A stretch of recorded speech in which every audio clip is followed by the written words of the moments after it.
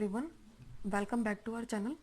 तो अपनी previous video में जब हमने थर्मोडायनेमिक्स स्टार्ट किया तो फर्स्ट वीडियो के अंदर हमने क्या किया था, उसका सिलेबस डिज़ाइन किया थर्मोडायनेमिक्स का एक सिस्टमेटिक वे में। उसी सीक्वेंस में हम मूव करेंगे।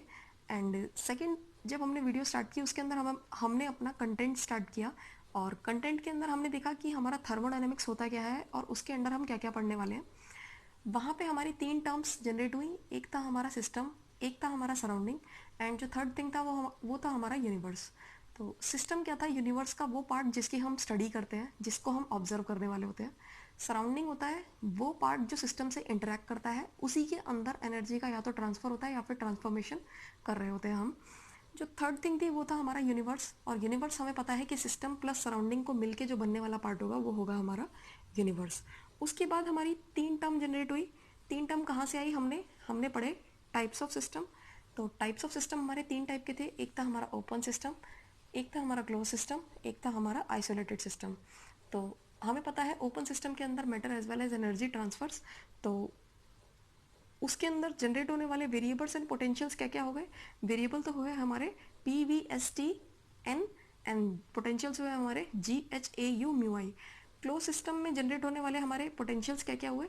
जी H A U, and variables हुए हमारे पी वी एस टी।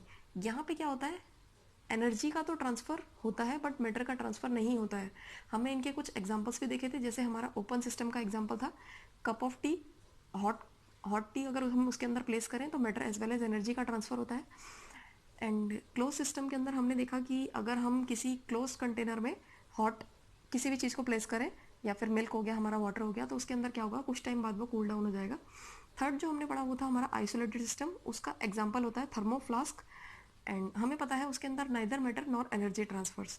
तो थर्मोडायनेमिक्स के अंदर हम आइसोलेटेड सिस्टम की बात नहीं करते हैं, क्योंकि थर्मोडायनेमिक्स में हमें पढ़ना है एनर्जी का ट्रांसफ़र या फिर ट्रांसफॉर्मेशन वन फॉर्म से दूसरी फॉर्म में। बट आइसोलेटेड सिस्टम में एनर्जी का ट्रांसफ़र ही नहीं हो रहा होता है, इसलिए हम उसको स्टडी नहीं करते हैं।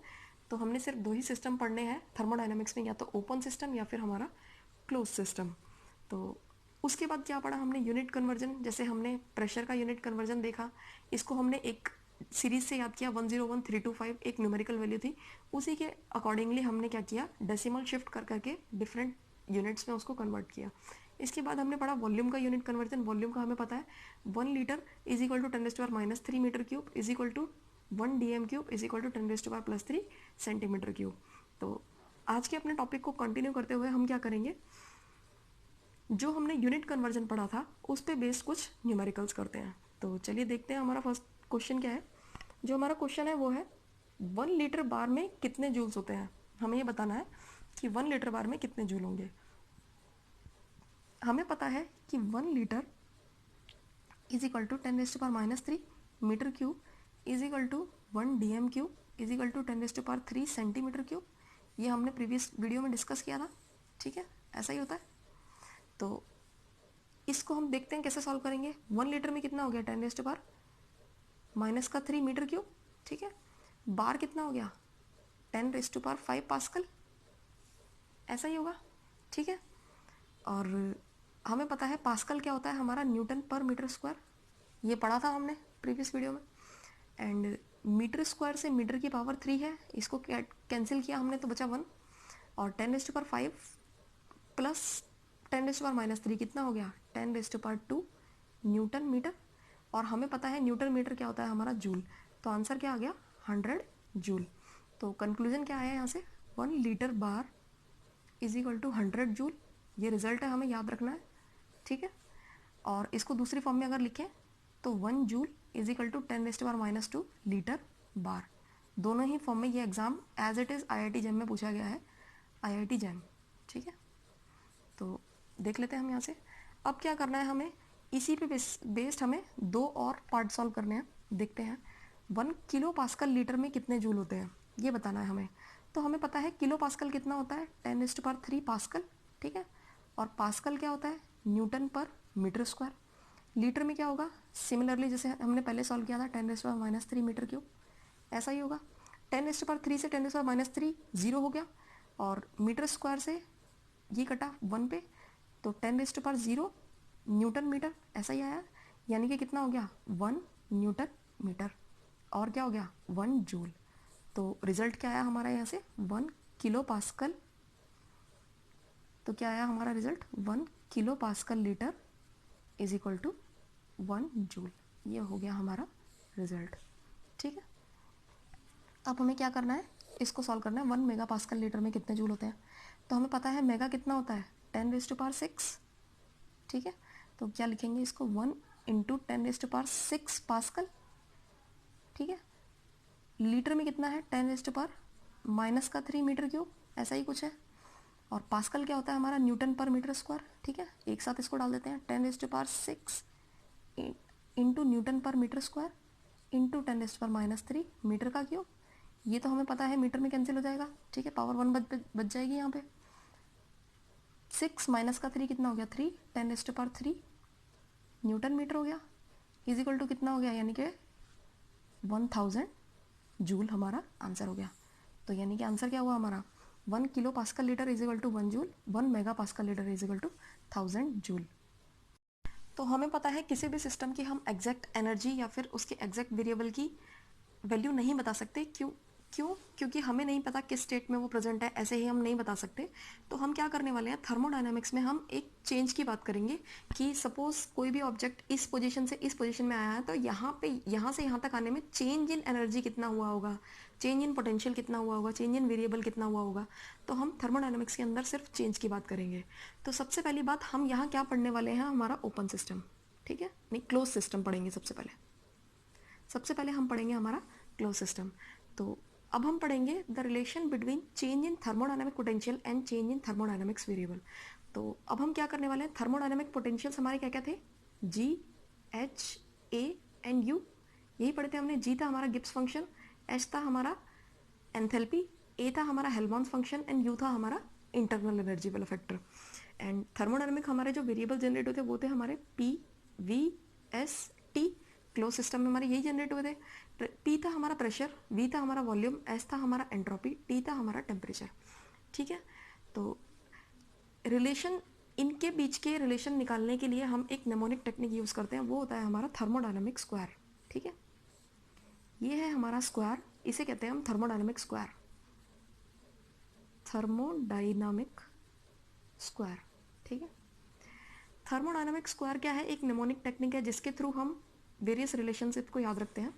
तो कैसे याद रखते हैं इसको, H, G, A and U, S, P, V and T.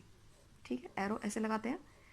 तो हे God A U Satya Prakash very tired, hey God A U Satya Prakash very tired, इसको ऐसे याद रखना है। ये किसने दिया था, मैक्स बॉर्न ने दिया था। ठीक है, ये एक स्टूडेंट था। ठीक है, तो इसने क्या किया, ऑलमोस्ट 80% रिलेशनशिप को थर्मोडायनामिक स्क्वायर से हम मेमोराइज कर सकते हैं। इसने ऐसा एक तरीका निकाला कि हम 80% रिलेशनशिप को यहाँ से मेमोराइज कर पाएँ। लेकिन क्योंकि ये स्टूडेंट था, तो जितने भी साइंटिस्ट के वहाँ पे एक पूरी की पूरी कॉन्फ्रेंस थी, उस कॉन्फ्रेंस के अंदर क्या किया गया कि इसको बोला गया कि आप अपने एक्सपेरिमेंट को एक्सप्लेन करो कि आपने कैसे कैसे रिलेशनशिप याद रखे हैं। तो वहाँ पे सबने सुन तो लिया, बट इसको एक्सेप्ट नहीं किया गया उस टाइम तक। तो बाद में क्या हुआ, जब इसकी थ्योरी को एक्सेप्ट किया गया, उसके बाद अराउंड 50% ऑफ रिलेशनशिप को ही सिर्फ वो लोग एक्सप्लेन कर पाए, साइंटिस्ट वगैरह। तो बट क्योंकि वो स्टूडेंट था, इसलिए उस समय उसके अप्रोच को नहीं माना जा रहा था। तो हम क्या करेंगे, जितने पॉसिबल हो पाएगा हमसे, हम उतने रिलेशनशिप को यहाँ से याद रखेंगे।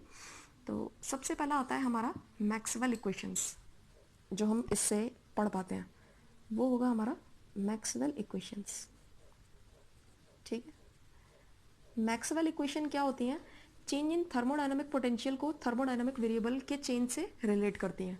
ठीक है, तो सबसे पहला हमारा पोटेंशियल क्या होगा, एच। तो ये क्या करेगा, चेंज इन पोटेंशियल को बताएगा। तो चेंज इन हेल्महोल्ट्ज, ये क्या नाम है हमारा, हीट। ठीक है, एंथैल्पी कह सकते हैं इसको हम। D H is equal to, कैसे याद रखेंगे इसको हम, यहाँ पे एच है। ठीक है, ये किस किस के बीच में आता है, एक तो हमारा एस है, एक पी के बीच में, तो क्या लिख दें हम, D S and d P. ठीक है, एस से एरो दूर जा रहा है यानी कि पॉजिटिव साइन, पी से एरो दूर जा रहा है यानी कि पॉजिटिव साइन। ठीक है, किसकी तरफ आ रहा है, एस से टी पे जा रहा है, तो यानी कि टी डी एस। और पी से दूर जा रहा है, किसकी तरफ जा रहा है, वी की तरफ, यानी कि क्या हो गया, वी डी पी। तो हमारा क्या हो गया, d H is equal to T D S plus V D P. ठीक है। तो सेकंड जो हमारा रिलेशन निकलेगा वो किसका निकलेगा, जी का। देख लेते हैं इसी से ही, D G is equal to, तो अब अगर हम डी जी की बात करें तो डी जी किस किस के बीच में, पी के एंड टी के, तो क्या लिख दे हम, D P and d T. ठीक है, पी से एरो दूर जा रहा है यानी कि पॉजिटिव, टी के एरो पास आ रहा है यानी कि नेगेटिव। ठीक है, और पी से किसकी तरफ गया, वी की तरफ, तो पी के फ्रंट में क्या आ जाएगा, वी। ठीक है, और टी से किसकी तरफ जा रहा है, एस की तरफ, यानी कि क्या आ जाएगा, एस डी टी। तो डी जी क्या हो गया हमारा, V D P minus S का डी टी। ठीक है, जो थर्ड हमारा रिलेशनशिप होगा वो किसका होगा, डी ए का। तो डी ए क्या हो गया हमारा, डी ए हो गया हमारा किस किस के बीच में है, ये वी के एंड टी के बीच में। ठीक है, तो क्या लिख दें हम, d V and d T. ठीक है, अब एरो लगाना है हमें, देखना है एरो, तो वी और टी दोनों के ही पास एरो आ रहा है, तो यानी कि दोनों के आगे नेगेटिव। ठीक है, वी से किसकी तरफ जा रहा है, पी की तरफ, तो वी के फ्रंट में क्या आ गया, पी।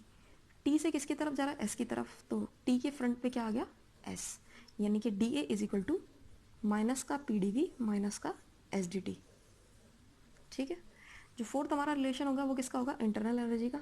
वो हो गया हमारा d U is equal to किस किस के बीच में, एस के एंड बी के बीच में, तो यानी कि d S and d V. ठीक है, एस से एरो दूर जा रहा है यानी कि एस के फ्रंट में पॉजिटिव, वी के एरो पास आ रहा है यानी कि वी पे नेगेटिव, माइनस का साइन आ गया वी के फ्रंट में। अब एस से टी की तरफ जा रहा है तो यानी कि इसके फ्रंट में क्या आ गया, टी डी एस, और वी से पी की तरफ जा रहा है यानी कि ये क्या हो गया, पी डी वी।